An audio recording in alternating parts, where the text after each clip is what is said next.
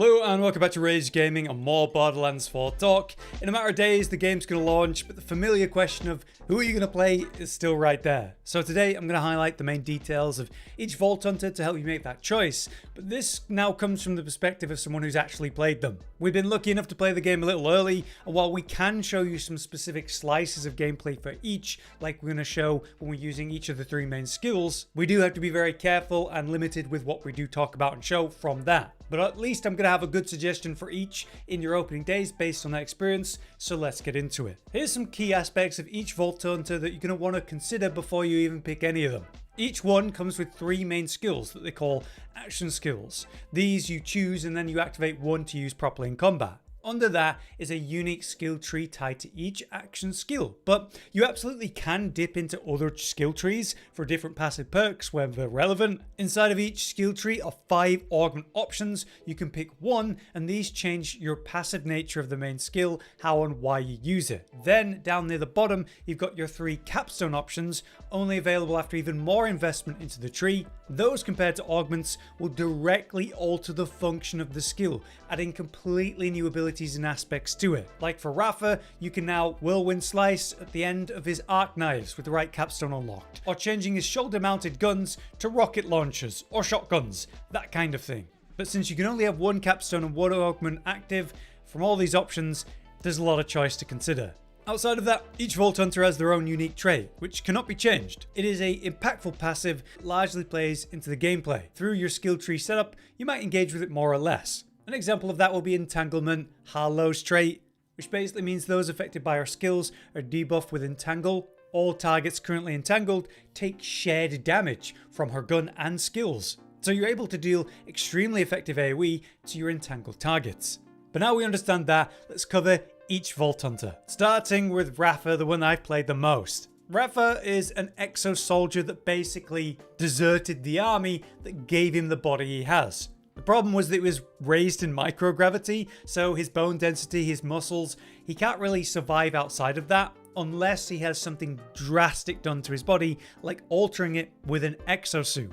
But since this army never wanted him to leave ever, that's why he went AWOL. And so, while they're definitely hunting him down, since he never stops, it's quite hard to catch. Let's talk about his trait, the passive, which is Overdrive. So no matter what action skill you use, Rafa also enters Overdrive, which basically gives him movement speed and increased damage with all sources. It lasts 12 seconds, but only after the skill ends.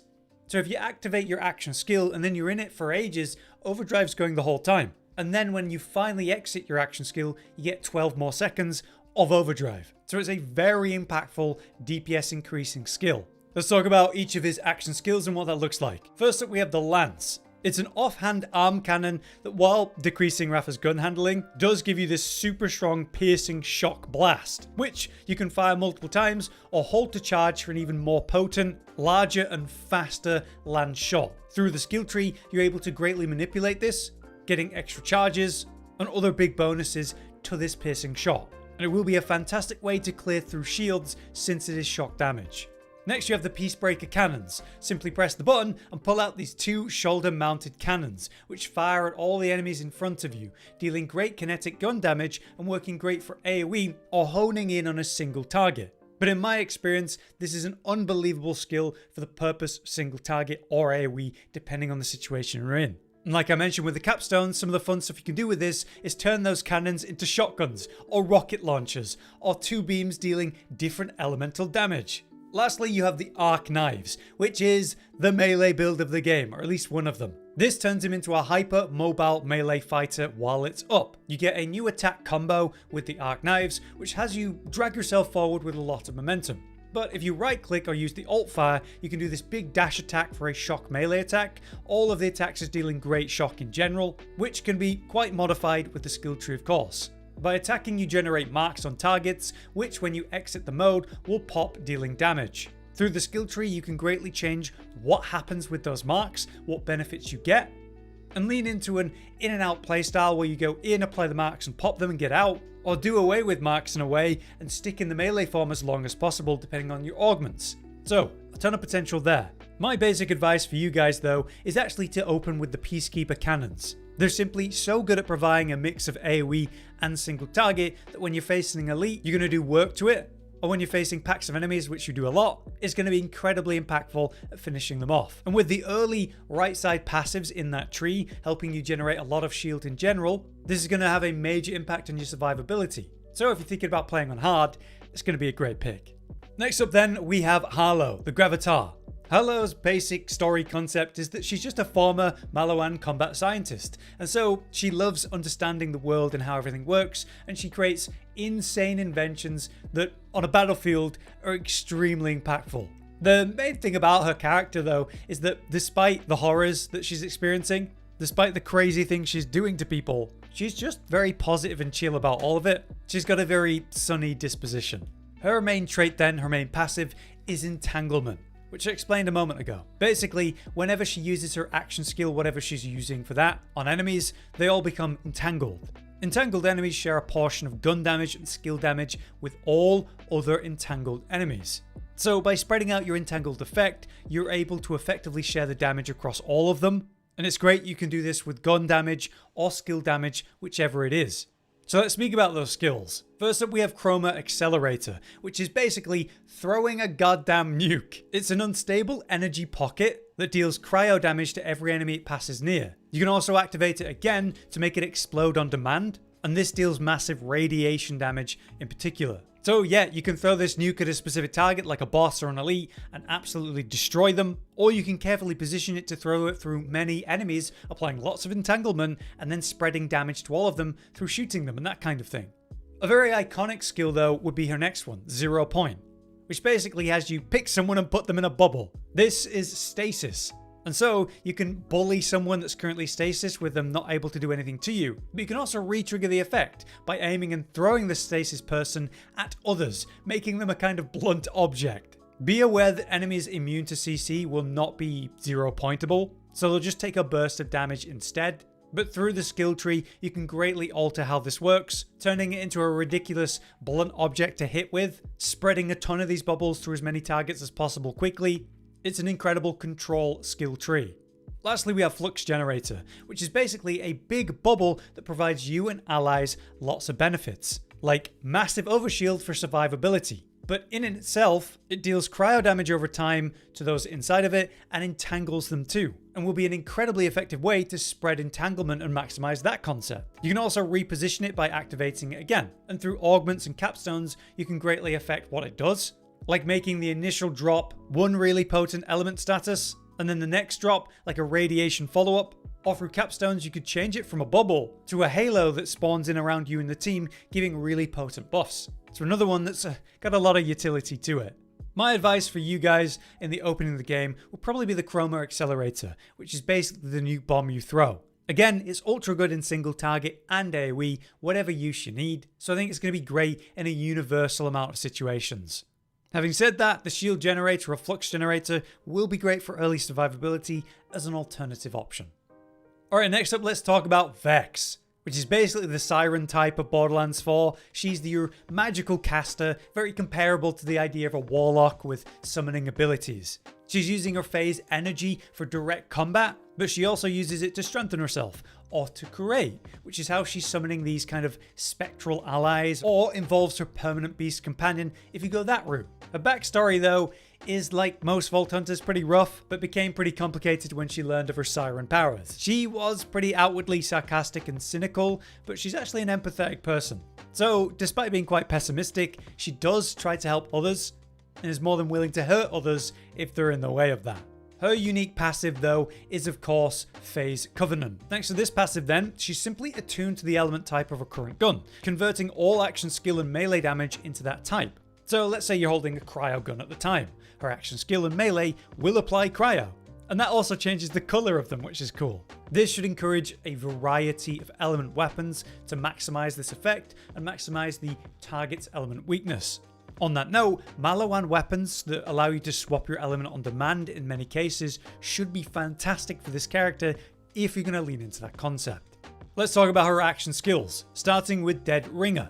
As a charge skill, you can spawn multiple clone minions, choosing between Spectres and Reapers. These phase clones lose this amount of health per second, and again, they will match the damage type of your current attunement when spawned, so cryo if you're holding a cryo weapon. The idea between the two then is the Reaper can taunt enemies and is more of a melee attack type, where the Spectre deals gun damage from range but can't move. So you can lean heavily into the idea of buffing these minions and letting them do the work, playing around them as a main source of output. Next would be Incarnate. Vex creates a phase explosion, dealing damage to nearby enemies and fully restoring her health, so great survivability pop. While active, she can use Eldritch Blast as an offhand attack, and also has increased movement speed.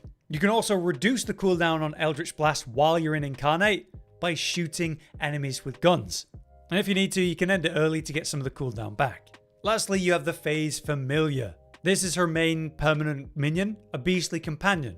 It's always around unless it's killed, at which point it comes back after a cooldown. And it's more of an active summon. So you press this action skill to teleport, Trouble as it's called, to the location you want, dealing damage in that area.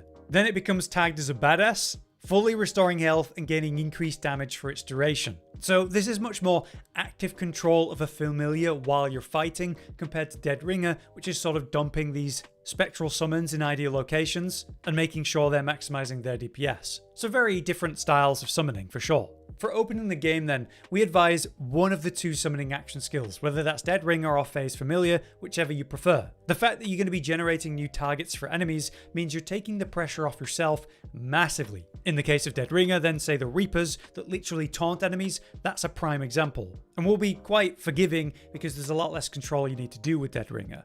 And since in the opening game where you're going to have less survivability, especially if you're going to play on hard, it should make a lot of difference and is worth considering. Last up for the Vault Hunters then, we have Amon, the absolute tank of this game. He's massive, he involves shields, he wields frost and fire at once, although you can force that all into shock if you want. He's basically a brute that can fight in and out of melee with a very unique trait compared to the rest, just for its variety. Gearbox describe him as a highly customizable tank with a forge arsenal at his disposal. For story context though, Amon was raised in a vault monster worshipping cult, so definitely a bit unhinged, but when the vault opened and the monster inside basically killed everyone, he turned against these monsters and became a dedicated hunter of them. But described as a warrior poet, as introspective yet unflinching in his duty, he might be a brick of a fighter, but he's actually quite warm and values his friends and family above everything. In regards to his unique trait or passive, it's Forge skill. So he gains Forge skill depending on his equipped action skill. Forge skills can be activated by pressing and holding your action skill. So you've got Molten Slam, which comes if you have the Onslaughter action skill equipped. So you press and hold to activate this slam of a molten forge hammer into the ground, which deals incendiary melee damage to enemies in a large area. If you've got the Scourge action skill equipped, you've got Firewall instead. So you press and hold that to deploy a Firewall that absorbs enemy projectiles and grants friendly projectiles that pass through it increased damage and projectile speed. So you want to carefully position it to defend and use against. Absorbed damage is converted into Vengeance though if Scourge is currently active, and enemies that step into the Firewall will take this incendiary status damage over time. Lastly, if you've got the Crucible action skill equipped, you get Double Edge. So press and hold that to throw a twinned Forge Axe, dealing cryo melee damage to enemies it passes through and then returns to Amon, dealing incendiary melee damage on the way back. So frost out, fire on the way back. So obviously we got to talk about those action skills and what they mean. First up we have Onslaughter. This is when Amon overloads a Forged Fist, gaining constant shield regeneration, bonus incendiary damage with guns, and just in general increased movement speed. You can press the action skill on melee to do this rocket punch then, dashing to target enemies, dealing incendiary melee in a sort of cone effect and building up stagger. So this is a more melee in and out playstyle. Then you have Scourge. This is the Forge shield that absorbs all frontal damage as Vengeance.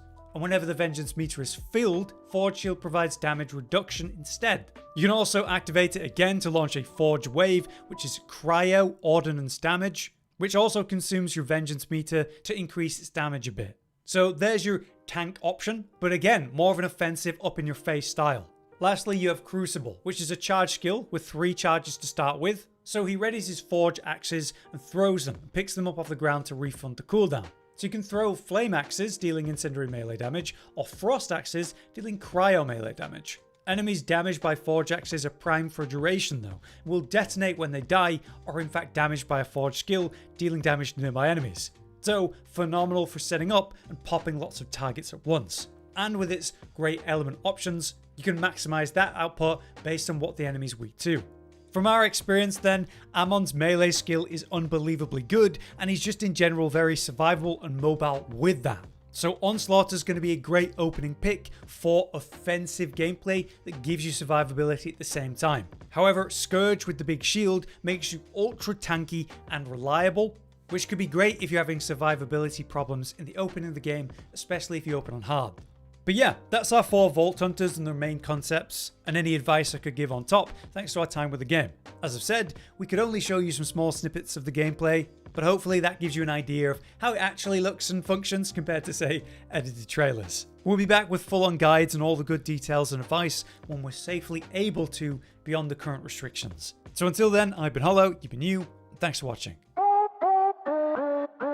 Josh, Cotton, and Hollow with the videos, dropping the humor like a hammer on your tippy toes, bringing entertainment on a daily arrangement to take our insanity and turn it into entertainment. Yes, I said entertainment twice, to reiterate that it is nice to look into your faces on a mostly daily basis when you let us in your homes to make the whole world a stage.